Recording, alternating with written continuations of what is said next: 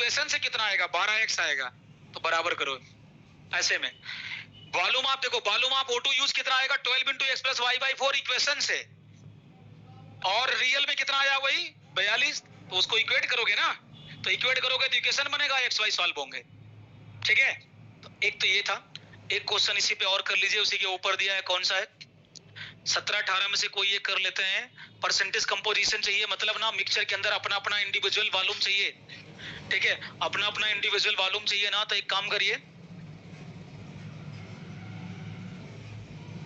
आप करिए ना, लेफ्ट है, इसमें क्या किया, एक्सप्लोजन किया गया है, न्यूज मिला गया, क्वेश्चन नंबर 18 इसी पेज पे, क्वेश्चन नंबर 18 इसी पेज पे, क्वेश्चन नंबर 18 देखो। अब मैं ना, क्वेश्चन आप पढ़ रहे हो, मैं पढ़ के सुना रहा हूं, और मैं डायग्राम बनाऊंगा, फील करना, और तुम भी ना ऐसा हवा में मत करना इसके क्वेश्चन को, हवा में करेगा तो कोई चीजें छूट जाएंगी, फिर तुरंत एक रफ चार्ट बनाना जैसे मैं बना रहा हूं, और इससे बेहतरीन तरीका आपको नहीं मिलेगा समझने का, बता दे रहा हूं, क्योंकि वो जो लैंग्वेज ऐसे लिखा रहेगा ना, परेशान हो जाएगा, समझ ही नहीं आएगा हो क्या रहा है, क्योंकि फील ही नहीं आएगा कौन बचा है, कौन निकला, और कौन रिएक्ट किया है। सुनो, देखना, 20 ml मिक्सचर है, सीओ और किसका, तो देखो डब्बे में बनाओ क्या, सीओ और क्या बनाओ, C2H4, दो गैसेज हैं, और ये कितना लिया गया है, 20 ml, ये मिक्सचर है, कब बोल क्वेश्चन में बड़ा बता रखा है, 20 ml मिक्सचर है CO एंड CO2H4 का, इसको एक्सप्लोड किया गया किसके साथ, O2 के साथ, और कितने ml O2 है, फिर से 50 ml O2 के साथ। एक तो अच्छा, जब एक्सप्लोड करेगा तो अब समझ जाना, इसका रिएक्शन करा के फील करना क्या बनेगा, तो अलग से रिएक्शन में नीचे करा दे रहा हूं। अच्छा बताओ, CO में जब O2 मिलेगा तो उनसे भी रिएक्ट करेगा, और यार O2 अंदर जाएगा, CO से भी मिलेगा, और क्योंकि CO का भी, कार्बन मोनोऑक्साइड का भी कंबशन होता है, O2 से मिलके CO2 बनाएगा, बैलेंस करना होगा, हाफ O2 कर दो। अच्छा, जब वो O2 C2H4 से मिलेगा तो इनका भी कंबशन होगा, तो पहले ऐसे रिएक्शन लिख लेना, तो आपको फील आएगा कि यार डब्बे में बना क्या होगा, डब्बे में बना क्या होगा। तो एक तो आप बना लीजिए C2H4, और इसका कराइए O2 के साथ रिएक्शन, तो बना क्या होगा, CO2 और H2O, है ना। अच्छा, एक बात बताना, और बैलेंस कर लो थोड़ा इसको भी, ये कार्बन 2 है तो यहाँ 2 CO2, यहाँ हाइड्रोजन 4 है तो 2, और यहाँ पर आ जाएगा कितना, 4, 2, 6 ऑक्सीजन है, तो यहाँ कितना 3O2। बताओ, दोनों रिएक्शन फील कर लिया, इसका मतलब जब ये दोनों एक्सप्लोजन करेगा तो CO2 बना, और क्या बना, वाटर, और एक्सप्लोजन में O2 बोला था एक्सेस में होता, तो हो सकता है बचा भी हो। तो बताओ इस डब्बे में फाइनल क्या आएगा, एक तो CO2 बनेगा, और दूसरा वाटर, और हो सकता है O2 लेफ्ट बचे। पहले ऐसे लिख लिया करो। हमें कैसे पता चला कि वो CO2 बना, क्योंकि मुझे पता है CO कंबशन करेगा तो भी CO2, और C2H4 कंबशन करेगा तो भी क्या, CO2, तो दोनों जगह CO2 बन रहा, तो दो बार लिखने की क्या जरूरत है, डिब्बे में तो एक ही जगह दिखा दो ना, CO2 बना, साथ में कौन बना, वाटर। अच्छा, वॉल्यूम वाटर का इमेजिन नहीं करना है, दिखाने के लिए तो देखो आप, बट उसको लेना नहीं है, क्योंकि लिक्विड है, जब तक पेपर ना बोले तो। अभी क्वेश्चन खत्म नहीं हुआ, ये आपके पास क्या था, इतना एक्सप्लोजन के बाद की कहानी है। अब लिखा है ना, अनसेकिंग विद NaOH, अब इसको NaOH मिला के सेक किया गया, अब NaOH जाएगा तो अपना गुल खिलाएगा, क्या करेगा, CO2 को खा जाएगा। अब CO2 को खा जाएगा तो डब्बे में जो फाइनल सीन आएगी उसके बारे में बात करते हैं। उसने बोला ना कि नहीं, अच्छा, दी वॉल्यूम आफ्टर एक्सप्लोजन दिया, ये आफ्टर एक्सप्लोजन कितना हो गया, 45 ml। सुनो, 45 ml हो गया था ये, अब एक्सप्लोजन के बाद, उसके बाद इसमें क्या मिला है, NaOH के साथ सेक किया, तो only 15 ml O2 was left, इसका मतलब बचा कितना, 15 ml। अब बचा हुआ कौन है, वाटर को इग्नोर मानना है, CO2 को NaOH खा गया, मतलब जो 15 ml है वो O2 लेफ्ट है। इक्वेशन तो तैयार हो गई कि नहीं, एक तो इक्वेशन तैयार हुआ कि O2 जो लेफ्ट है वो 15 ml है, मतलब ये अनयूज है, तो यूज कितना होगा, 35, तो वॉल्यूम ऑफ O2 यूज कितना हुआ 50 में से 30, एक इक्वेशन बना। दूसरा कि NaOH जब CO2 को खाया 45 से 15 गया, तो CO2 कितना रहा होगा अंदर, 30, 45 से 15 कितना हुआ भाई, 30। तो दो इक्वेशन बन गए, बस उतना ही काफी था। तो शुरू करते हैं आप शुरू, पहले तो ये जान लो। अच्छा, ये 20 ml मिक्सचर में था, कंपोजिशन पूछा है कि इस 20 ml में CO C2H4 कितना थे, तो मान लेते हैं कि CO कितना था x ml, और C2H4 कितना था यही एक्स वाई हमें निकालना है कंपोजिशन, और हम इक्वेशन बना करके इक्वेट करेंगे। तो यहाँ पहले बैलेंस कर लो इसको। सीओ कितना है, सीओ कितना है, नहीं ऐसा नहीं करो, दो इक्वेशन बन जाएगा। ऐसा करो, अगर सीओ का एक्स एमएल मान लो तो टोटल 20 था ना, दूसरा 20 माइनस एक्स हो जाएगा, ऐसे कर लो, उससे भी आ जाएगा। अगर ये एक्स एमएल है तो ये दूसरा कितना हो जाएगा, 20 माइनस एक्स हो जाएगा। तो चलिए सीओ हमारा एक्स एमएल है, तो एक्स एमएल से CO2 कितना आएगा, एक्स एमएल, O2 कितना आएगा, एक्स बाई 2, निकाल लिया। चलो दूसरे इक्वेशन में चलो, ये कितना है 20 माइनस एक्स, इससे O2 कितना आएगा 3 टाइम्स ना, और यहाँ CO2 कितना आएगा 2 इंटू 20 माइनस एक्स।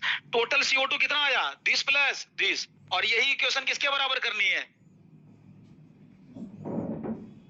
अब लिख दो। वॉल्यूम ऑफ CO2 कितना निकाले थे भाई इक्वेशन में, 30 ml। अब इसको किसके बराबर कर देना, CO2 का वॉल्यूम कितना रहा, जोड़ो ना, x यहां से x प्लस ये जोड़ा, अंदर मल्टीप्लाई करोगे 40 माइनस 2x, यहां से आ गया। अच्छा, और क्या निकला था वॉल्यूम ऑफ O2, कौन सा यूज, कितना था 35 था, और volume of O2 use equation से कितना आया है, यहाँ x/2 यूज हुआ है, और यहाँ कितना यूज हुआ है 60 माइनस 3x, तो कितना हो गया x/2 प्लस 60 माइनस 3x। बताओ, इससे हम निकाल लेंगे दोनों, x निकल जाएगा, तो x निकल जाएगा तो एक का कंपोजिशन x आएगा, तो दूसरे का 20 माइनस x आ गया कंपोजिशन। बताओ यहाँ से x की वैल्यू कितनी आई, x की वैल्यू 10 आई, तो बताओ दूसरा वाला कितना होगा, x पे 10 है और 10 ml है, और 10 ml का मतलब हो गया ये CO है ना, x हमने CO को माना था, तो वॉल्यूम ऑफ CO कितना आ गया 10 ml। तो बताओ जरा 20 माइनस एक्स बोले तो C2H4 का, ये x किसका था भाई, वॉल्यूम ऑफ CO था, और 20 माइनस एक्स किसका वॉल्यूम था, वॉल्यूम ऑफ C2H4, और 20 माइनस एक्स कितना हो जाएगा जब x 10 है, वो भी कितना हो जाएगा 10 ml। तो दोनों के कंपोजिशन आ गए कितने ml, 10 ml CO और 10 ml C2H4, दोनों 10-10 ml आएगा, 20 ml का मिक्सचर ही है, तो 10-10 ml निकल के आ गया। लेकिन यही कंपोजिशन निकालने के लिए पहले वो इक्वेशन से ना, मतलब पहले उसका प्रैक्टिकल इक्वेशन निकालो, और फिर वो थ्योरेटिकल निकाल के इक्वेट करना है, तभी तो अननोन निकलेगा, यही करना है। तो इस तरह के इक्वेशन में यही लॉजिक लगाना है, बार बार यही लगाना है। तो 2 क्वेश्चन कराए मैंने, फिल कराया था आपको, कौन सा केमिकल किसको खा जाएगा, कितना बचेगा, कौन बचेगा, वो सारी चीजें। अच्छा, जो यहाँ पर ना ऐसे डब्बे बनाने से देखो पूरा सीन सामने फील आ गया, CO2 बनेगा, H2O बनेगा, O2 लेफ्ट भी रहेगा, तो ये O2 लेफ्ट है, तो 50 ml पूरा 50 ml टोटल दिया था, 15 ml बचा है, तो यूज कितना हुआ O2 30 ml, नहीं 35, तो O2 यूज 35 ml और CO2 यूज 45 सॉरी 30। अब दोनों को इक्वेशन से निकाल के उसी के इक्वेट कर लेना। अब ये तो हमने एक्सपेरिमेंटल निकाला, जो हमारे पास डेटा दिया उसके हिसाब से।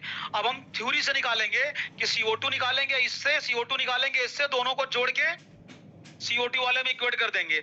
O2 निकालेंगे हम इससे, O2 निकालेंगे हम इससे, और दोनों को जोड़ करके O2 वाले से इक्वेट कर देंगे, बस। तो ये क्वेश्चन हमने 2 करा दिए। अब इसके क्वेश्चन जितने भी आएंगे ना, इसी तरह से आपको करने हैं। तो चलिए, हम लोगों ने खत्म किया, यूडियोमेट्री का प्लान बताया था और बोला था कि इस पे न्यूमेरिकल आएंगे, तो न्यूमेरिकल को इसी तरह से डील करना, अदरवाइज नहीं होगा, फिर तो प्रॉब्लम आ जाएगी। अब इसमें लास्ट में हम एक टॉपिक कराने जा रहे हैं ना, लास्ट टॉपिक है। एक तो है वही तुम्हारा लिक्विड स्टेट, उसमें कुछ है नहीं, वेपर प्रेशर और सरफेस टेंशन को डिफाइन करने को दिया खाली, बस। और आपको पता है फिजिक्स में आप पूरा लिक्विड फ्लूइड डायनेमिक्स पढ़ते हो आप, बाकायदे वहां विस्कोसिटी, सरफेस टेंशन के फार्मूले और डेरिवेशन सब चलेगा, बर्नौली थ्योरम, ये थ्योरम वो थ्योरम चलेगा वहां पे, ठीक है। हाँ, यहाँ पर जस्ट फॉर डिफिनीशन है लिक्विड स्टेट, यहाँ पर सुनो भाई, यहाँ पर जस्ट फॉर डिफिनीशन चलेगा, जस्ट फॉर डिफिनीशन है यहाँ पे। चलिए, आवाज नहीं अब भैया, देखो एक सेकंड लिया करो इंटरेक्शन में, उसके बाद तुरंत टाइम पर, मतलब लाइन पर आ जाया करो, ठीक है। तो हाँ, 1 सेकंड लिए, उसके बाद तुरंत आ जाया करो। ठीक है, क्योंकि नहीं तो मान लो आप 2 मिनट लिए, पता चला कि हम 20 मिनट लिए, ठीक है, तो फिर तो हो गया, हम करा चुके, आप कर चुके, ठीक है। बाद में अच्छा, इंजॉय तुम्हें खूब चाहिए, ठीक है, और टाइम भी खूब किल करना है, और सिलेबस भी जल्दी खत्म होना है। ये सब कैसे करवाओगे? ठीक है, नहीं ये देखो, ये तब ऐसे बोलना चाहिए, नहीं सर, नहीं सर हो गया सर, हम पूछे हो गया सर, कोई और पूछे हो गया, तभी तो हो गया, सब हो जाएगा, तभी तो होगा। अब अगर लेकिन उल्टा करता है बच्चा, उल्टा करता है, मौका मिला वो अपनी फ्रीडम भूल जाएगा, फिर नहीं, अरे तो 2 चैप्टर पहले से पढ़ा दो, अगर मौका मिले तो लगेगा नहीं शुरू से पढ़ा दो सर, ठीक है, भूल जाएंगे कि हमें आगे करना है, खत्म करना है, या हमें पूरी पैकेट तैयार करनी है, ठीक है, तो वो बच्चा भूल जाता है, ठीक है। लेकिन ना फ्रीडम खूब अपनी चाहता है, तो ऐसा कौन सा जादू है कि जब हम तुम्हें पढ़ाएंगे नहीं, टाइम भी नहीं देंगे और खत्म भी होगा, ठीक है।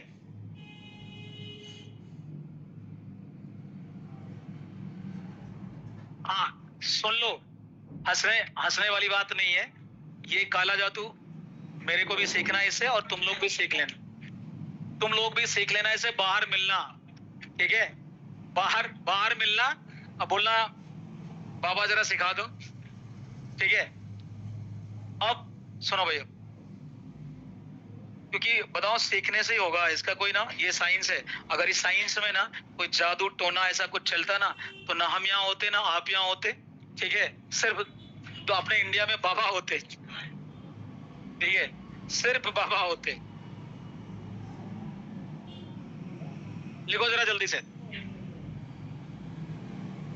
एंड्रूज आइसोथर्म करके एक ग्राफ पढ़ाने वाले, कर्व पढ़ाने वाले, एक्चुअली ये लिक्विफेक्शन ऑफ CO2 है, हेडिंग ऐसे डाल देना ना, liquefaction of, actually liquefaction of CO2 gas, CO2 gas के लिक्विफेक्शन को ना, सुनो, liquefaction of CO2 gas, CO2 gas के लिक्विफेक्शन को ना एंड्रूज साहब है, बाबूजी हैं, उन्होंने एक्सपेरिमेंटली पूरा ग्राफ पर उन्होंने काम किया, ठीक है, तो इसको बोलते हैं ना लिक्विफेक्शन ऑफ CO2 गैस को ना इन्होंने ये अप्रोच किया था, तो इसके नाम लिख दीजिएगा, एंड्रूज आइसोथर्म, इसको एंड्रूज आइसोथर्म भी बोलते हैं। CO2 वाले ग्राफ पर स्टडी किया इन्होंने, तो यहाँ जो मैं आपको डेटा दिखाऊंगा ना वो CO2 वाले का है, बट अगर किसी का भी आएगा ना तो फील ऐसे ही चलेगा। तो लिक्विफेक्शन ऑफ CO2 गैस को इन्होंने लिक्विफाई किया, यानी कार्बन डाइऑक्साइड गैस को लिक्विफाई किया, और लिक्विफाई करने के बाद उसी पर इन्होंने जो भी इंफॉर्मेशन निकाले, जो भी डेटा निकाले ना, सब उसी पर निकाला, तो ये एंड्रूज आइसोथर्म के नाम से जाना जाएगा। तो सुनो जरा, अब एंड्रूज आइसोथर्म है, आइसोथर्म का मतलब है टेम्परेचर क्या होगा, कांस्टेंट, तो रिलेशन किसमें बनेगा, PV में, इसका मतलब आइसोथर्म का मतलब है आइसोथर्मल ना, आइसोथर्म मतलब टेम्परेचर सेम, यानी कांस्टेंट टेम्परेचर पे, यानी टेम्परेचर कांस्टेंट किया तो PV इक्वल टू nRT में बचा क्या, प्रेशर मालूम, इसका मतलब PV कर्व है, इसका मतलब है PV कर्व है, PV कर्व है, यहां से नहीं होगा ना,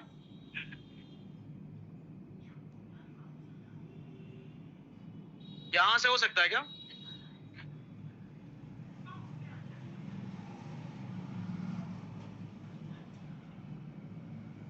सुनो भाई,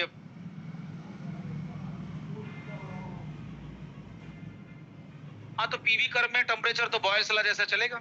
सुनो भाई, अब लेकिन जानते हो ये CO2 तुम्हारा रियल गैस है, आइडियल नहीं है, तो ये जो लिक्विफेक्शन आप CO2 कर रहे हैं ना, ठीक है, यानी ये रियल गैस है, तो इसमें PV इक्वल टू nRT ऐसा कुछ लगने वाला नहीं है, तो कुल मिलाकर के वो रियल गैस टाइप की फीलिंग चलेगी। तो चलिए बताता हूँ इसमें से, प्रेशर और वॉल्यूम है, अब इसको ठीक से समझिएगा, कुछ पॉइंट्स यहाँ पे निकल के आएगा, तो मैं यहाँ पर देखना ग्राफ बना रहा हूँ, ये प्रेशर है और ये वॉल्यूम है, प्रेशर वर्सेस वॉल्यूम का ग्राफ एंड्रूज साहब ने क्या किया, ड्रा किया और उसको फिल किया, तो समझो जरा क्या है।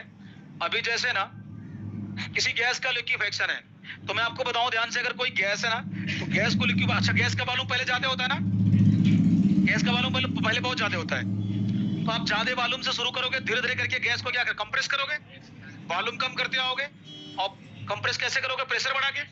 तो धीरे धीरे करके वॉल्यूम कम होगा और प्रेशर बढ़ेगा। प्रेशर बढ़ा के ही तो वॉल्यूम कम कर रहे हो।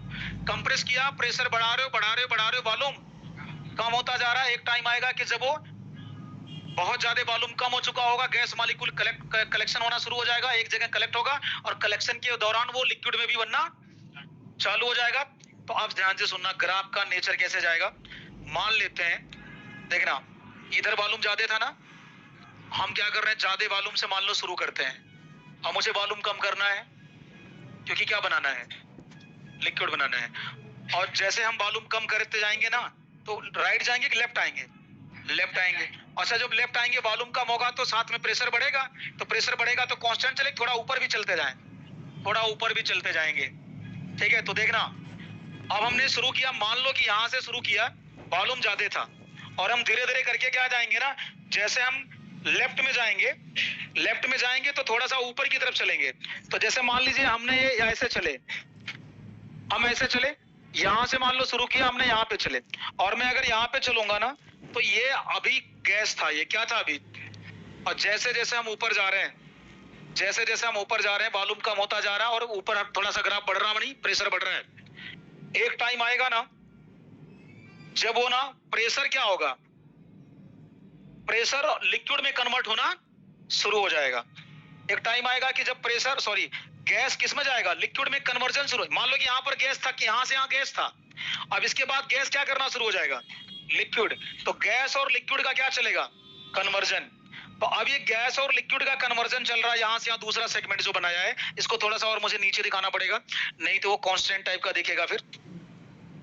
तो एक सेगमेंट आप यहाँ पे बना करके ऐसे दिखा सकते हो, ऐसे टाइप का।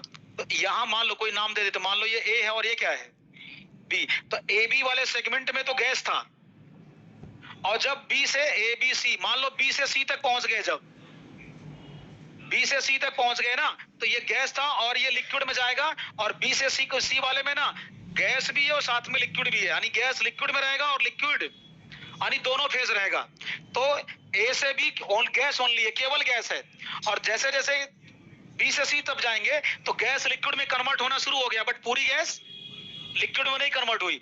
अब एक टाइम ऐसा, एक ऐसा वॉल्यूम आएगा या एक ऐसा प्रेशर आएगा कि जब हमारा गैस मॉलिक्यूल ना लिक्विड पूरी तरह से बन चुका होगा, और जब पूरी तरह से बन चुका होगा तो ये ग्राफ ऊपर की तरफ जाएगा। सी से मान लो ए बी सी, मान लो ये क्या है, डी, ये सी डी पे पहुंच गए, सी डी वाले सेगमेंट में। अच्छा बताओ, ए से बी केवल गैस है, बी से सी गैस लिक्विड दोनों बोथ, और सी से डी लिक्विड है, ओनली लिक्विड आ जाएगा। तो यहां पर ये वाला लिक्विड ओनली आ गया, ये लिक्विड ओनली आ गया, और यहां पर गैस क्या था, गैस ओनली। और बी और सी वाले सेगमेंट में आप देखो, ग्राफ को देखो, जैसे जैसे आप राइट से लेफ्ट जा रहे हो ना, वॉल्यूम क्या हो रहा है, कम, और ग्राफ थोड़ा थोड़ा करके ऊपर की तरफ जा रहा है। और जब वो लिक्विड बन जाएगा तो थोड़ा सा सडनली प्रेशर ज्यादा बढ़ा देना है, नहीं ग्राफ ऊपर की तरफ निकल पड़ेगा। तो इन्होंने जो ग्राफ की स्टडी की ना, किसी भी गैस के लिक्विफेक्शन का ऐसे चलेगा। अब CO2 रहे, कोई भी गैस रहे, रियल गैस ऐसे चलेगा। अब इसी में से ना अगर CO2 किया तो उन्होंने बाकायदे मेजर किया वो टेम्परेचर। आपको पता है कि गैस के लिक्विफेक्शन में क्रिटिकल टेम्परेचर जिम्मेदार है, तो गैस का क्रिटिकल टेम्परेचर निकाल लिया उन्होंने और वो डेटा दिया। लेकिन यही चलेगा ऐसे, तो आपसे इस पे क्वेश्चन बनाया जाएगा। अभी ये लिक्विफेक्शन हो रहा है, ए से बी केवल गैस है, बी से सी गैस लिक्विड दोनों है, और सी से डी वाले में लिक्विड, केवल लिक्विड ओनली है।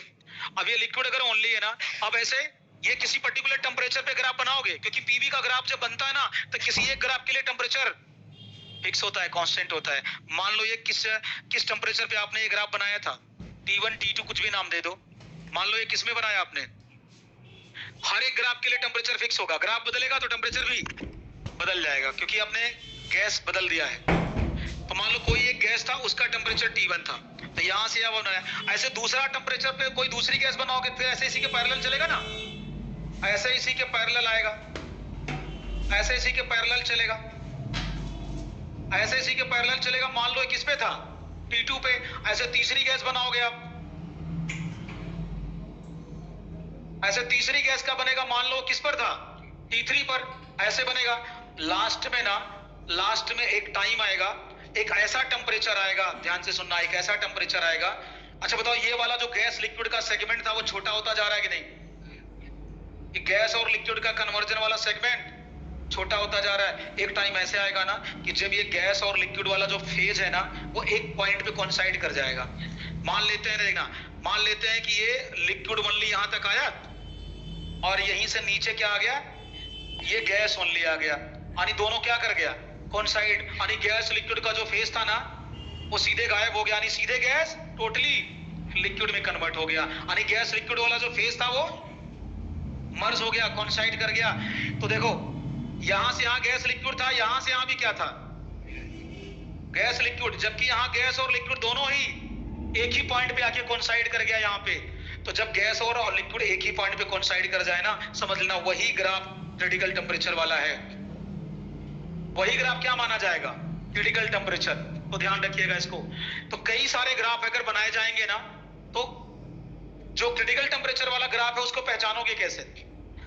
देखो अगर मैं नाम दे दूं, यहां से मान लो ये P है और ये क्या है, Q, तो सीधे PQ तक क्या है, गैस, और सीधे QR तक लिक्विड है।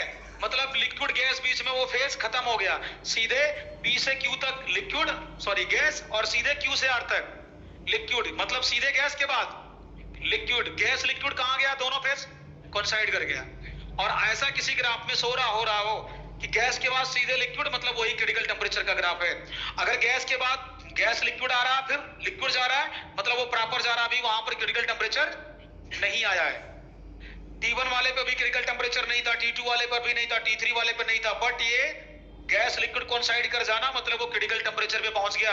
तो क्रिटिकल टेम्परेचर पहचानोगे कैसे, जब गैस और लिक्विड का कंपोजिशन क्या हो जाए, सेम हो जाए, कोइंसाइड कर जाए, ग्राफ के हिसाब से बता रहा हूं, तो समझ जाना कि वो क्या बन गया, फिर क्रिटिकल बन गया। अब क्रिटिकल के ऊपर क्या होगा, क्रिटिकल के ऊपर क्या होगा, इमेजिन करो। अच्छा क्रिटिकल टेम्परेचर के ऊपर आप गैस लिक्विफाई होता है क्या, भूल गए तुम लोग? ये टेम्परेचर एक्सिस है, मान लो ये TC है, तो इसके ऊपर गैस होता है, और इसके नीचे, तो TC के नीचे तो लिक्विड रहेगा, TC के ऊपर सब कुछ। तो TC के ऊपर अगर कोई ग्राफ बनाए तो यहां से यहां तक पूरा ही गैस है, क्योंकि TC के ऊपर टेम्परेचर पहुंच गया।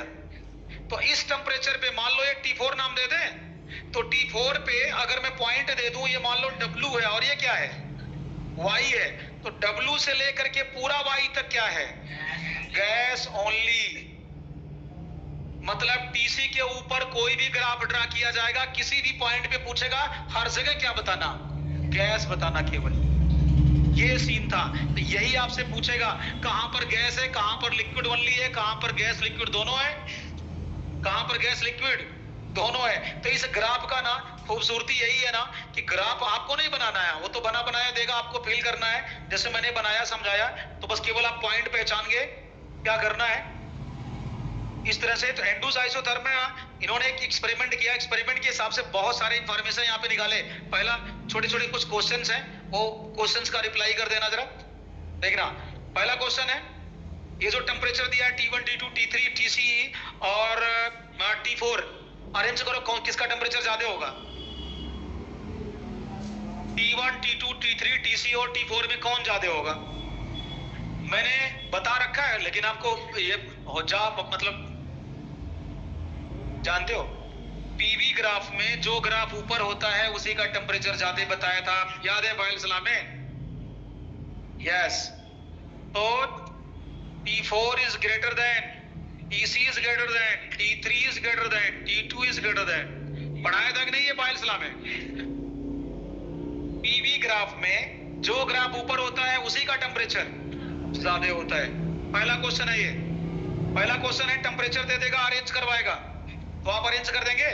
चलिए अच्छा, अब कोई पॉइंट वगैरह पे पूछेगा, जैसे मैंने पूछ लिया AB पॉइंट तक, AB सेगमेंट में बताओ, AB सेगमेंट में क्या है, गैस है या लिक्विड या बोथ?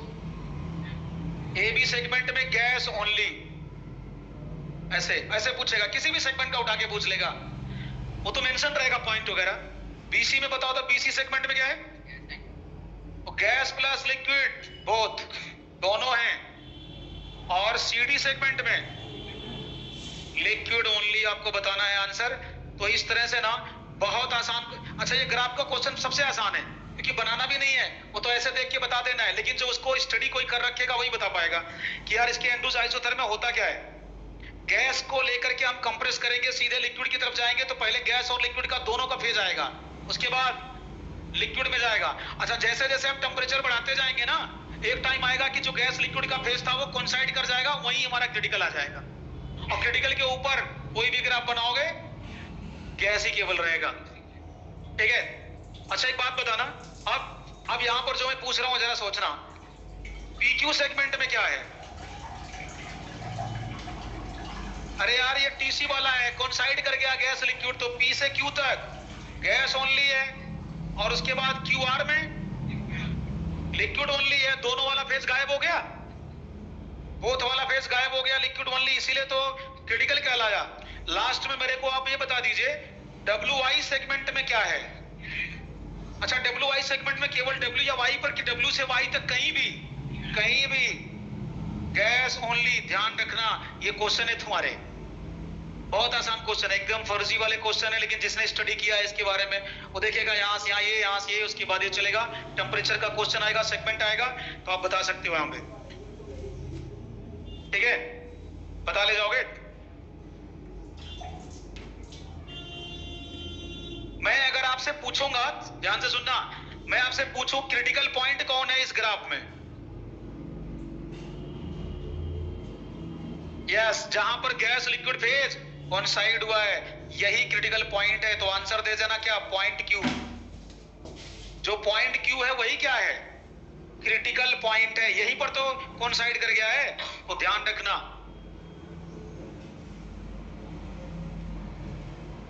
हो गया भाई।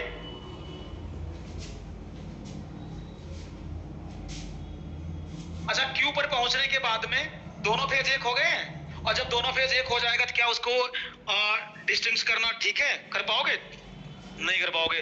तो पॉइंट क्यू पर दोनों फेज क्या हो जाएंगे, कोइंसाइड कर जाएंगे, तो क्या वो दोनों फेज डिस्टिंग्विशेबल है कि इनडिस्टिंग्विशेबल है, तो लिख देना, एक स्टेटमेंट आएगा ट्रू है उसमें, करेक्ट और इनकरेक्ट वाले में, तो याद रखना एट पॉइंट क्या क्यू। आगे पॉइंट बढ़ा लेना, यहां तक तो बना लिया ना ग्राफ में,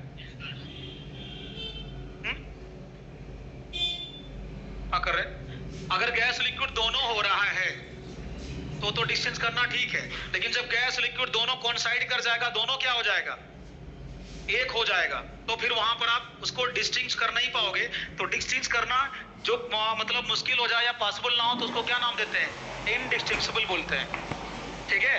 तो लिखना जरा, अगला पॉइंट यहां पर बढ़ा देना, एट पॉइंट क्या, एक पॉइंट और बढ़ाना, एट पॉइंट क्या, at point Q both phase, दोनों फेज क्या हो जाएंगे,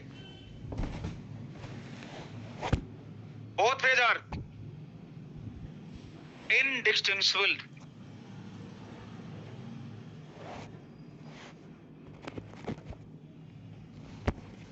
इनडिस्टिंग्विशेबल करके बोला जाता है टर्म, मतलब जिसको हम डिफरेंशिएट ना कर सकें, दोनों मर्ज हो जाएगा, मर्ज हो जाएगा तो हमें पता नहीं चलेगा कहां लिक्विड है कहां गैस है, तो उसको हम डिस्टिंक्ट आसानी से, डिस्टिंक्शेबल नहीं होगा तो उसको बोलते हैं क्या, इनडिस्टिंक्शेबल। तो कोई पॉइंट आएगा बोल देना ये क्या है, सही है।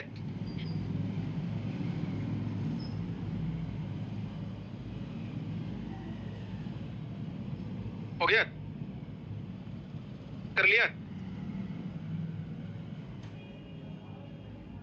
अब ना, अब छोटा सा वही टर्म है जो बच रहा है, इसमें कुछ है नहीं, लिक्विड स्टेट का थोड़ा सा इंट्रोडक्शन देख लीजिए, कुछ है नहीं, वेपर प्रेशर की डिफिनेशन है, उसके बाद सरफेस टेंशन की है। हेडिंग डाल दीजिएगा क्या, लिक्विड स्टेट, हेडिंग क्या डाल देंगे, लिक्विड। ये एंड्रूज थ्योरम से क्वेश्चन बनेगा, ये सब क्वेश्चन है जो कराया हूं थ्योरी में, लिखना जरा, लिक्विड स्टेट, लिक्विड स्टेट, ये लिक्विड स्टेट है। अच्छा, लिक्विड स्टेट के बारे में बात करेंगे ना, तो लिक्विड स्टेट में आपको पता, सॉलिड स्टेट आपको 12th में पढ़ना है, आपने गैसियस स्टेट पढ़ा है अभी तक, उसी में छोटा सा इंट्रोडक्शन है क्या, लिक्विड स्टेट। अच्छा, लिक्विड स्टेट में आपको पता है लिक्विड की डिफिनेशन क्या होती है, लिक्विड आप जानते हो कि हाँ उसका शेप क्या होता है, फिक्स होता है, नहीं, जिस कंटेनर में रखोगे उसी का शेप ले लेता है, बट उसका वॉल्यूम वगैरह फिक्स होता है, ठीक है। 1 लीटर पानी चाहे आप बाल्टी में रखोगे 1 लीटर ही रहेगा, चाहे किसी भी तरह के कंटेनर में रखोगे रहेगा तो उसी के शेप में रहेगा 1 ही लीटर। तो उसका वॉल्यूम क्या होता है, फिक्स होता है, बट उसका शेप साइज फिक्स नहीं होता है।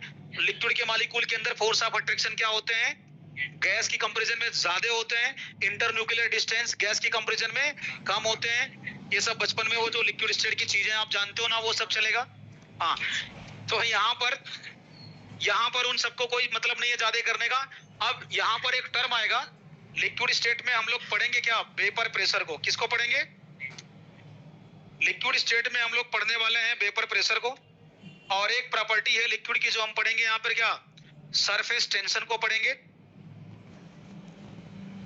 सरफेस टेंशन पढ़ेंगे, जस्ट फॉर डिफिनीशन वाला केवल पॉइंट करना है, क्योंकि ये सब डिटेल फ्लूइड डायनेमिक्स में पढ़ा जाता है। सरफेस टेंशन है, करना चाहो तो यहीं पर एक टर्म आता है विस्कोसिटी आता है,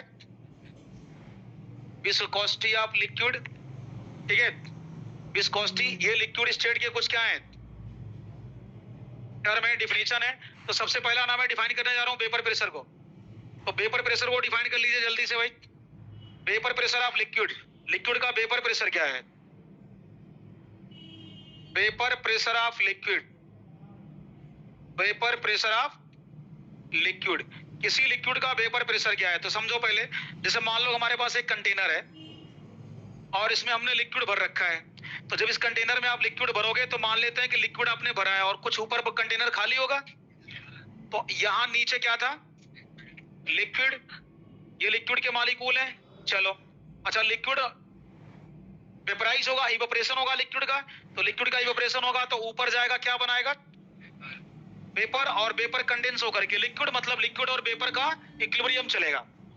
liquid becomes vapour and vapour becomes liquid. तो लिक्विड और वेपर के बीच में ना रिवर्स रिएक्शन चलेगा, कुछ लिक्विड वेपर बनाएगा तो वापस कुछ वेपर कंडेंस होकर के फिर लिक्विड बनाएगा। तो लिक्विड और वेपर, अच्छा इसीलिए ये तो अंदर चलेगा, रिएक्शन होगा। अब अगर हम इसको अलग से दिखा दें, मान लो लिक्विड किस में जा रहा है, वेपर में। अच्छा, लिक्विड वेपर कब बनाएगा, लिक्विड जब क्या करेगा, हीट लेगा। तो लिक्विड में अगर आपने हीट दे दिया तो ये क्या बना लेगा, वेपर बना लेगा, वापस वेपर कंडेंस होकर के लिक्विड में जाएगा। तो लिक्विड और हीट लेकर के वेपर बनाएगा और वेपर वापस कंडेंस होकर के लिक्विड में जाएगा। तो बताओ, जब लिक्विड वेपर में जाता है तो इस वाले रिएक्शन का नाम क्या है, फॉरवर्ड रिएक्शन का इवेपोरेशन। और जब वेपर लिक्विड में कन्वर्ट हो जाता है तो कंडेंसेशन, याद आया, तो इसको बोलते हैं कंडेंसेशन। तो लिक्विड वेपर में जाएगा इवेपोरेशन, वेपर अगर लिक्विड में जाएगा तो कंडेंसेशन। एक बात सुनना, वेपर प्रेशर कब बोला जाएगा, क्या डिफिनीशन है वेपर प्रेशर की, तो सुनना, जब लिक्विड और वेपर का इक्विलिब्रियम आ जाए, लिखना एट इक्विलिब्रियम, एट क्या, एट इक्विलिब्रियम, इक्विलिब्रियम के कंडीशन पर, एट इक्विलिब्रियम, बिफोर इक्विलिब्रियम नहीं।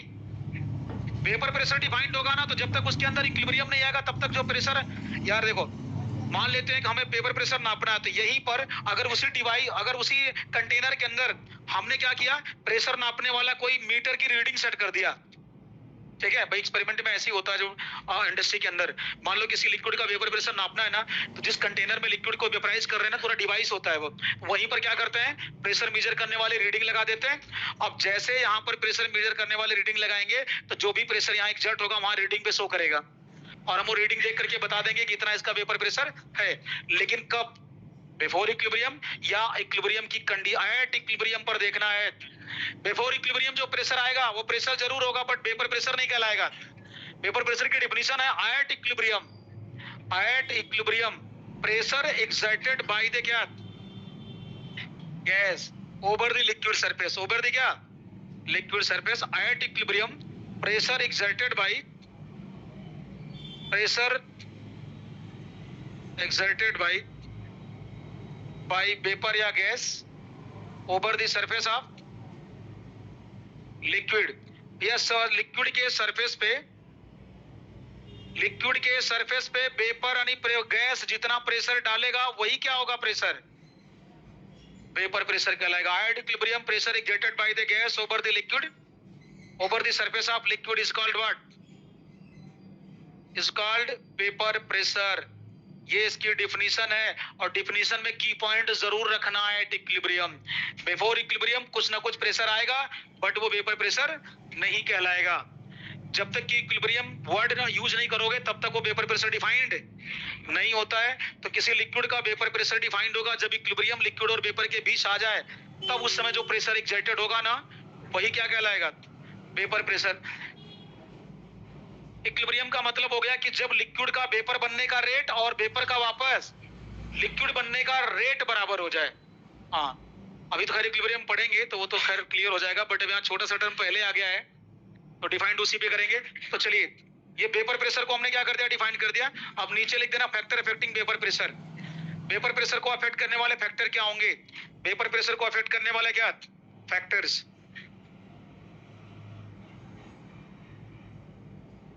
फैक्टर्स अफेक्टिंग क्या, वेपर प्रेशर। तो वेपर प्रेशर को अफेक्ट करने वाले फैक्टर सोच लो जरा, फैक्टर्स अफेक्टिंग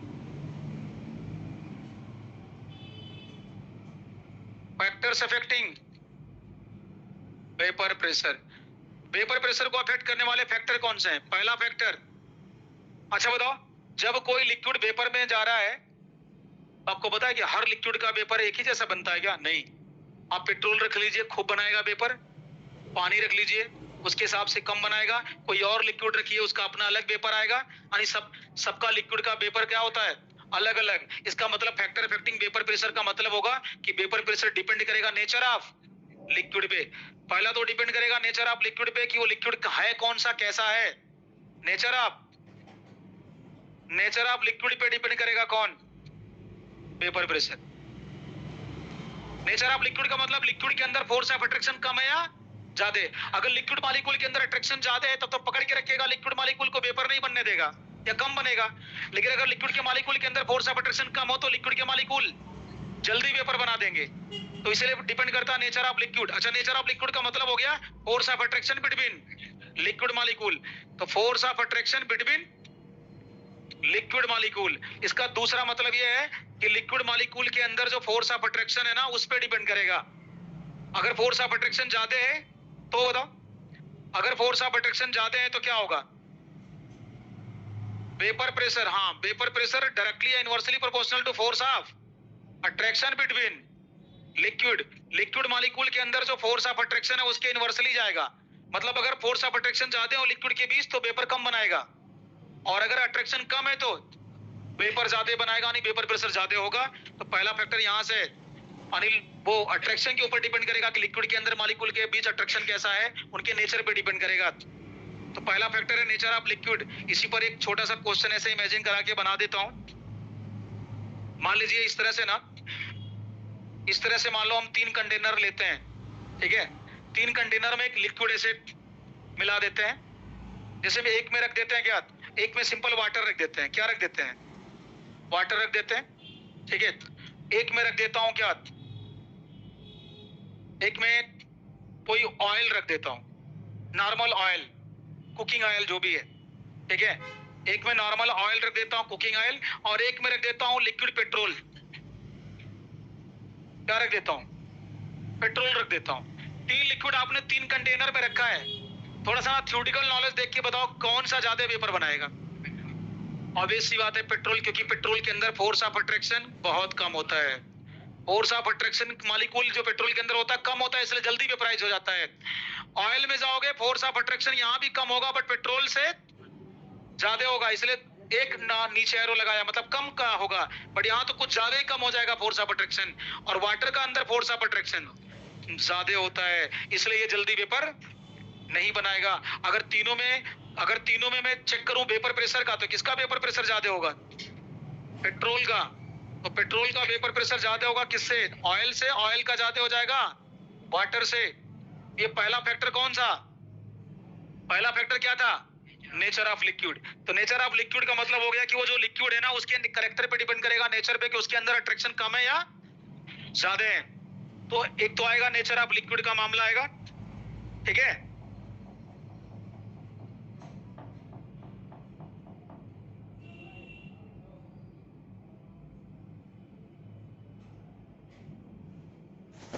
अब इसी में ना एक डायग्राम और बना, एक एग्जांपल और दे रहा हूं। एक एग्जांपल और दिखा रहा हूं, एक एग्जांपल और देखना। 3 कंटेनर इस बार भी ले रहे हैं हम, और एक बार हम इसमें एक में रख रहे हैं अल्कोहल, एक में हम रख रहे हैं अल्कोहल। देखना है, पीना मना है, ठीक है। एक में रख रहे हैं क्या, अल्कोहल, ठीक है। दूसरे में रख रहे हैं ईथर। जब मना है तो कंपनी जान के क्या करेगा, ठीक है। मना है बेटा, ठीक है।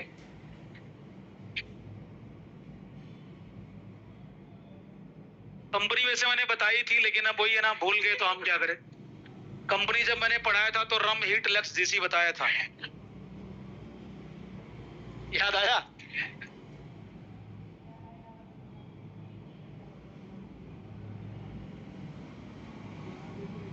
आप ना सारा जो इंटरेस्ट है ना, अब देखिए आप देखिए, आपका जो इंटरेस्ट है, देखिए इंटरेस्ट मुझे भी है, लेकिन दोनों में फर्क है। आपका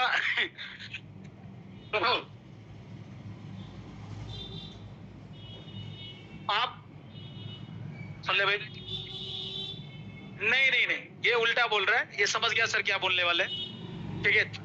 मैंने बोला ना कि आपको बाहर जाने की जरूरत पड़ती है, अपना तो काम केमिस्ट्री से ही चल जाता है, ठीक है। तो आपको इंटरेस्ट है, और यहाँ जो इंटरेस्ट वर्ड है ना, इंटरेस्ट,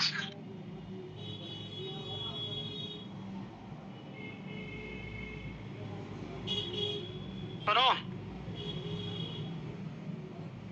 आप, अब सुन ले भाई, ये जो इंटरेस्ट वर्ड है ना, ये बहुत ही खतरनाक वर्ड है।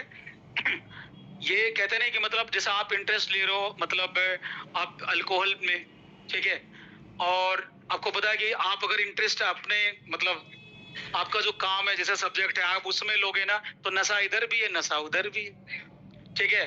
आपके लिए वो है, मेरे लिए ये है, ठीक है। नहीं समझे? तो नशा जरूरी है। नशा क्या, नशा जरूरी है, ठीक है, बट इनसाइड केमिस्ट्री वाला, आउटसाइड नहीं, ठीक है। क्योंकि अपना तो भाई,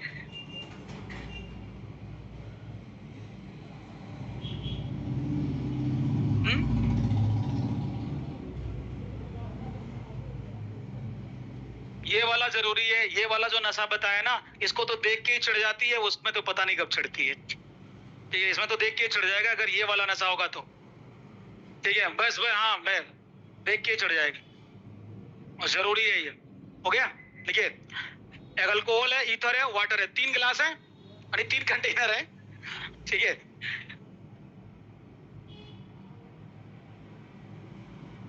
सुनो,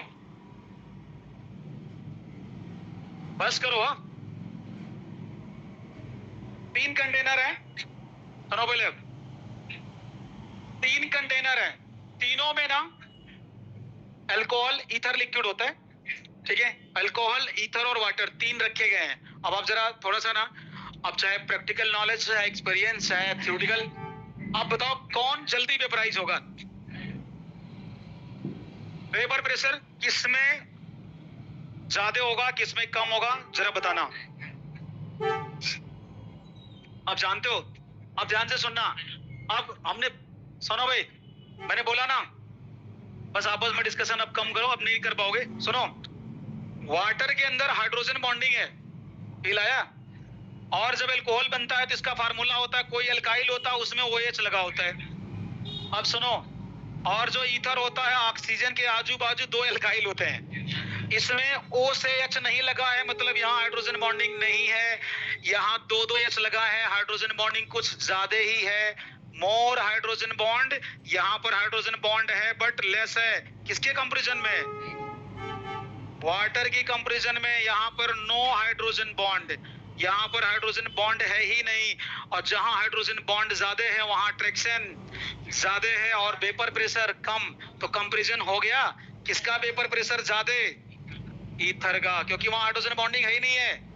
तो भैया वेपर प्रेशर अगर आपको चाहिए तो सीधे आंसर दोगे, ईथर का वेपर प्रेशर सबसे ज्यादा है, उसके बाद अल्कोहल, ठीक है। और उसके बाद सबसे कम वेपर प्रेशर वाटर का है। सबसे कम वेपर प्रेशर क्या है? वाटर का है। ईथर का वेपर प्रेशर सबसे ज्यादा होता है। अगर ईथर का कोई बॉटल है आपके घर में मान लो, ठीक है, और उसका ढक्कन आपने खोल दिया गलती से, और अल्कोहल का भी मान लो अगर बॉटल है घर में और ढक्कन खुल गया, सुन लो, तो मान लो आप छुट्टी पे कहीं चले गए, आप आए 1 महीने बाद 2 महीने बाद पलट के, तो बताओ कौन कम बचेगा? ईथर तो अगर बॉटल खुल गई है तो ईथर मैक्सिमम वेपराइज कर जाएगा। तो आप सोचोगे कि नहीं मैं तो 1 लीटर रख के गया था, ये तो बचा है 250 ml, क्योंकि वेपर बन के निकल चुका है। अल्कोहल 250 ml नहीं, थोड़ा ज्यादा रहेगा, क्योंकि इसका वेपराइजेशन थोड़ा कम है। पानी में तो बहुत थोड़ा सा ही कमी आई होगी, क्योंकि उसका वेपराइजेशन और कम है। तो ये है नेचर ऑफ लिक्विड। तो नेचर ऑफ लिक्विड को समझ गए होगे। चलिए, नेचर ऑफ लिक्विड समझ लिया ना? हो गया भाई। अब ना एक तीसरा फैक्टर है। तीसरा कहां पे? पहला तो हुआ है, दूसरा लिखो जल्दी से।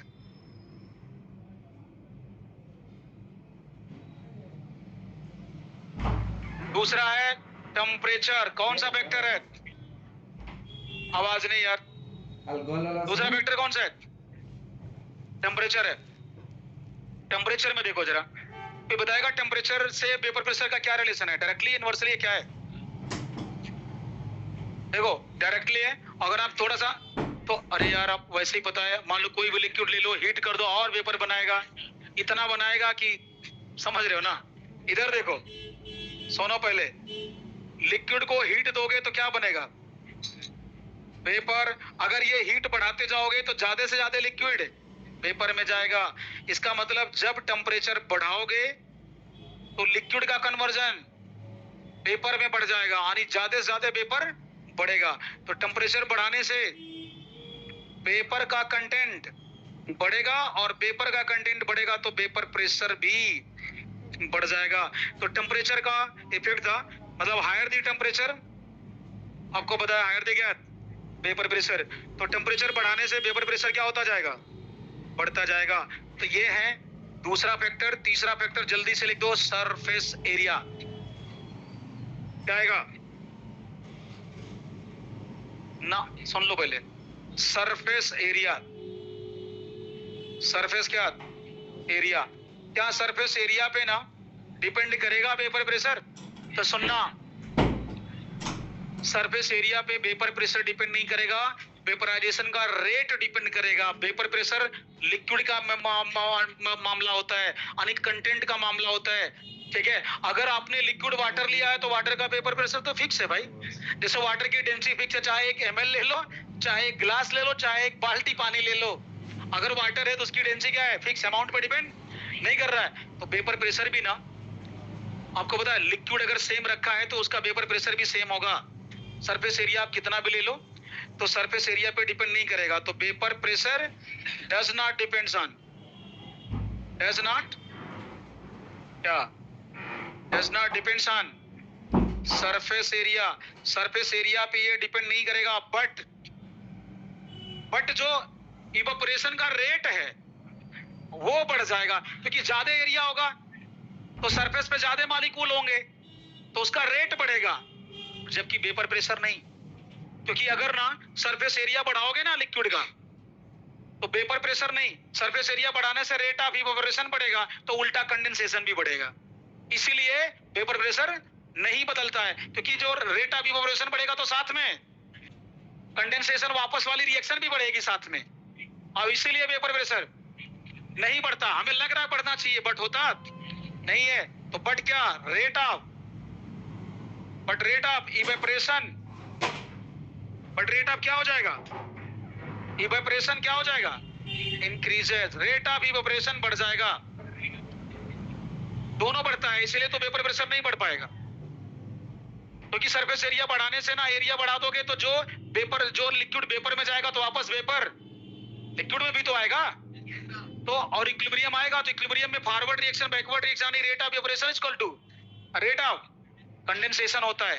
दोनों रेट बराबर हो जाती है तो भी इक्विलिब्रियम आता है, तभी तो वेपर प्रेशर डिफाइंड होता है। तो जब इवेपोरेशन बढ़ाओगे तो साथ में कंडेंसेशन भी बढ़ाओगे, मतलब जितना तुमने लिक्विड को वेपर बनाया वापस वेपर लिक्विड में आ जाएगा, तो रेट तो बढ़ रहा है बट वेपर प्रेशर का अमाउंट यानी वेपर प्रेशर नहीं बढ़ेगा, नहीं बदलेगा। तो सरफेस एरिया पे डिपेंड नहीं करता कौन vapour pressure, but rate of evaporation बढ़ जाता है। ध्यान रखना इसको, सरफेस एरिया के बारे में था, ठीक है। तो ये हमारे पास में ना वेपर प्रेशर की कुंडली थी। लिक्विड का एक प्रॉपर्टी था क्या, वेपर प्रेशर, दूसरा है क्या, सरफेस टेंशन। तो भैया सरफेस टेंशन को डिफाइन कर लो आगे, और एक छोटी सी प्रॉपर्टी रहेगी कौन, विस्कोसिटी। तो अगला कौन है, सरफेस टेंशन, क्या, सरफेस टेंशन। तो सरफेस टेंशन में बताओ जरा कैसे डिफाइन करेंगे सरफेस टेंशन को, ठीक है। तो सरफेस टेंशन को ना, अच्छा ये सरफेस टेंशन आप क्या है, लिक्विड है ना, तो भैया सरफेस टेंशन आप लिक्विड है, ये सरफेस टेंशन आप लिक्विड की बात करते हैं, और सुन लो। अच्छा ये लिक्विड में लग रहा तो सरफेस नाम दिया गया है, अगर ये लिक्विड में ना होता तुम्हारे अंदर होता तो सरफेस हटा दो, केवल बचेगा टेंशन। और होता है, आप बोलते हो ना आप सर बड़ा स्ट्रेस है, बड़ा टेंशन में है, वो क्या है, वो आपके अंदर वो काम कर रहा है, स्ट्रेस है, यानी कोई प्रेशर है आपके अंदर, वो प्रेशर डाल रहा है। तो ये जो सरफेस टेंशन होता है वो होता क्या है, एक फोर्स होता है, एक फोर्स होता है। स्ट्रेस बोलते हो, प्रेशर बोलते हो, उसी को हम टेंशन बोलते हैं। तो एक्चुअली वो फोर्स होता है जो आपके माइंड में जो काम करता है, ठीक है, जिसको आप बोलते हो कि यार स्ट्रेस हो रहा है, सर दर्द हो रहा है, हेडेक हो रहा है, जो भी है। तो वैसे लिक्विड के अंदर भी सरफेस पे टेंशन होता है, तो वहां जो टेंशन है, खिंचाव है, यानी वहां भी एक फोर्स काम कर रहा है, बट वो सरफेस पे है, इसलिए नाम क्या पड़ा। अगर वो सरफेस हटा दिया जाए तो फोर्स हमारे माइंड में भी काम कर रहे हैं, तो हमारे माइंड के भी अंदर क्या आता है, टेंशन, स्ट्रेस आता है। तो वो टेंशन एक कॉमन वर्ड है, कहीं भी हो सकता है। ये देखो सरफेस टेंशन आप लिक्विड, सरफेस पे लिक्विड का है इसलिए सरफेस नाम पड़ा है। तो जो टेंशन है ना, टेंशन क्या होता है, एक फोर्स होता है, पर यूनिट लेंथ होता है, ठीक है। तो समझो जरा इसको सरफेस टेंशन को, जैसे मान लो, सुनो, जैसे मान लो कि ये कोई कंटेनर है, इसमें कोई लिक्विड भरा हुआ है, ये कोई लिक्विड का सरफेस है, मान लो ये कोई लिक्विड है और ये लिक्विड का क्या है, सरफेस है। तो लिक्विड का सरफेस है, तो जो नीचे जो बीच में मालिक्यूल होगा, अच्छा चारों तरफ मालिक्यूल है ना, तो ये मालिक्यूल इधर अट्रैक्ट करेगा, नीचे वाला मालिक्यूल इधर, राइट वाला मालिक्यूल इधर, लेफ्ट वाला मालिक्यूल अट्रैक्ट करेगा, तो इसका जो नेट फोर्स होगा जीरो हो जाएगा ना। तो जो बीच वाला फोर्स होगा उसका जो नेट फोर्स होगा, अरे रिजल्टेंट फोर्स जैसे वेक्टर में बोलते हो यार, तो रिजल्टेंट फोर्स क्या हो जाएगा, जीरो। लेकिन किस में, जब वो मालिक्यूल बल्क में होगा अंदर। लेकिन अगर मालिक्यूल मान लो सरफेस पे है, अगर मालिक्यूल सरफेस पे है एकदम, तो अंदर तो मालिक्यूल होगा, खींचेगा ना ऐसे, बट बाहर इनको बैलेंस करने वाला मालिक्यूल ऊपर नहीं है, तो नेट फोर्स इधर किसका लगेगा, नीचे की तरफ लगेगा। और नीचे की तरफ जब फोर्स लगेगा तो सरफेस पे खिंचाव आ जाएगा, यानी कितना फोर्स लगा है किस पे, सरफेस पे। अब सरफेस पे कैसे देखोगे, तो आप कोई डिफिनेशन बनाते हो तो क्या करते हो, यूनिटरी मेथड लगाते हो ना, पर यूनिट एरिया, पर unit length, per unit volume. तो वैसे इस सरफेस पे एक इमेजिनरी लाइन खींचो, कि मान लो इमेजिनरी लाइन ये है और ये पर यूनिट लेंथ है, इस पर नीचे कितना फोर्स लगा है, इसी नेट फोर्स को जो पर यूनिट लेंथ पे लगा है, मान लो ये लेंथ कितना था L, तो L लेंथ पे कितना फोर्स लगा है, तो इसी को बोलते हैं क्या, surface tension T is equal to force per unit length. Force per unit area को ना प्रेशर या स्ट्रेस नाम दिया जाता था, और यहाँ फोर्स पर यूनिट लेंथ को क्या बोल रहे हैं, सरफेस टेंशन को हम यहाँ T से रिप्रेजेंट कर रहे हैं। ये टेंशन, T फॉर टेंशन है, अब वो सरफेस पे लग रहा तो नाम पड़ता है सरफेस टेंशन। तो सरफेस टेंशन की डिफिनेशन क्या है, फोर्स पर यूनिट लेंथ। अच्छा जो फोर्स लगाता है उसके लिए जिम्मेदार कौन है, बल्क वाला मालिक्यूल या सरफेस वाला मालिक्यूल, इसीलिए सरफेस फिनोमेना है, नाम आया सरफेस टेंशन। तो सरफेस पे मालिक्यूल जो है ना वही, तो इसको क्या बोलते हैं, सरफेस फिनोमेना। तो सरफेस टेंशन कैसा है, सरफेस फिनोमेना है, ये सरफेस फिनोमेना होता है, जिसके लिए जिम्मेदार कौन होता है, सरफेस के मालिक्यूल जिम्मेदार होते हैं ना, सरफेस के मालिक्यूल इसके लिए जिम्मेदार होते हैं, सरफेस टेंशन कहलाएगा। फोर्स पर यूनिट लेंथ को क्या बोलते हैं, इसकी यूनिट बताओ। अगर फोर्स को न्यूटन लेते हो तो लेंथ को मीटर लेना पड़ेगा, तो न्यूटन पर मीटर, या न्यूटन मीटर इनवर्स हो जाएगा। हो गया? तो ये यहां पर ना सरफेस टेंशन को आप क्या कर सकते हो, डिफाइंड कर सकते हो। ठीक है, इसके कुछ फैक्टर इफेक्टिंग दिमाग में चलेगा। अगर हम टेम्परेचर बढ़ा दें तो सरफेस टेंशन घट जाएगा यार। किसी लिक्विड को हीट कर दोगे तो सरफेस टेंशन घट जाएगा। ठीक है, वो जो फोर्स है ना खिंचाव कम हो जाएगा, जो मालिक्यूल के बीच में फोर्स लग रहा था। ठीक है, और अगर मान लीजिए ना, लिख देते हैं फैक्टर इफेक्टिंग लिख दो जल्दी से। फैक्टर इफेक्टिंग और सरफेस टेंशन। फैक्टर इफेक्टिंग क्या, सरफेस टेंशन। कौन कौन से फैक्टर हैं? पहला देखना, टेम्परेचर बढ़ाने से सरफेस टेंशन, टेम्परेचर बढ़ाने से सरफेस टेंशन घट जाएगा। अच्छा एक बात बताओ, अगर मैं मान लो कोई लिक्विड है, उसका अपना एक प्रॉपर सरफेस टेंशन है, अगर उसमें मैं कोई साल्ट मिला दूं, कोई इलेक्ट्रोलाइट मिला दूं, ठीक है, तो उसको बोलते हैं addition of surfactant molecule. Surfactant molecule बोलते हैं उसको, या ऐसे बोल देगा कि एडिशन ऑफ साल्ट, क्योंकि वो सरफेक्टेंट मॉलिक्यूल होते हैं। तो लिख देना addition of surfactant molecule. Surfactant molecule या कोई साल्ट वगैरह नाम दे देगा। तो अगर हम उसमें एडिशन ऑफ सरफेक्टेंट मॉलिक्यूल डाल देंगे ना, तो क्या होगा, यानी कोई साल्ट मिला देंगे तो एडिशन ऑफ सरफेक्टेंट मॉलिक्यूल, दूसरा फैक्टर है, पहला तो टेम्परेचर था, बढ़ाने से सरफेस टेंशन घट गया। एडिशन ऑफ सरफेक्टेंट मॉलिक्यूल, अगर सरफेक्टेंट मॉलिक्यूल ऐड करेंगे ना तो सरफेस टेंशन तब भी घट जाएगा, घट जाता है। सरफेक्टेंट मॉलिक्यूल डालने से ना सरफेस टेंशन घट जाएगा, क्योंकि जो सरफेक्टेंट मॉलिक्यूल है ना, जिस लिक्विड में मिलाओगे उस लिक्विड के मॉलिक्यूल से खुद रिएक्ट करने लगेगा, तो मॉलिक्यूल का आपस में खिंचाव क्या हो जाएगा, कम। ठीक है, वही हो गया ना कि मान लीजिए प्योर मॉलिक्यूल, मान लो प्योर मॉलिक्यूल आपस में खींच रहे थे एक दूसरे को, कोई बाहर वाला बंदा आपने मिला दिया उसमें, तो आके उनको इंगेज कर लिया, तो उनके आपस का इंटरेक्शन कम हो जाता है।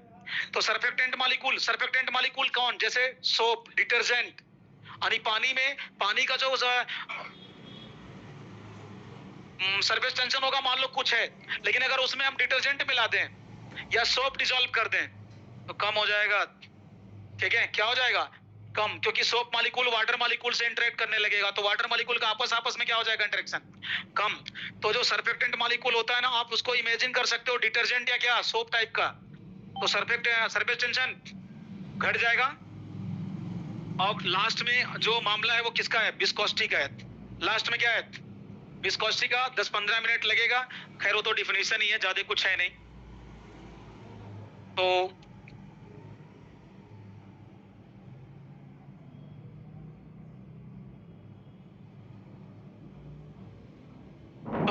तुम्हारे चैनल में ना वो एक अलग से ना टेस्ट का प्लानर, कब डेट में टेस्ट है वो अलग से ऐड किया था, वो नोट ना, वो एक बार उसको नोट कर लेना। ठीक है,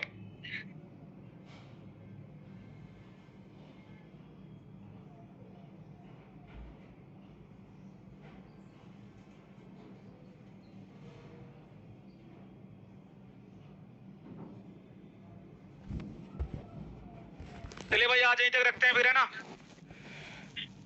thank you sir. Okay, bye bye.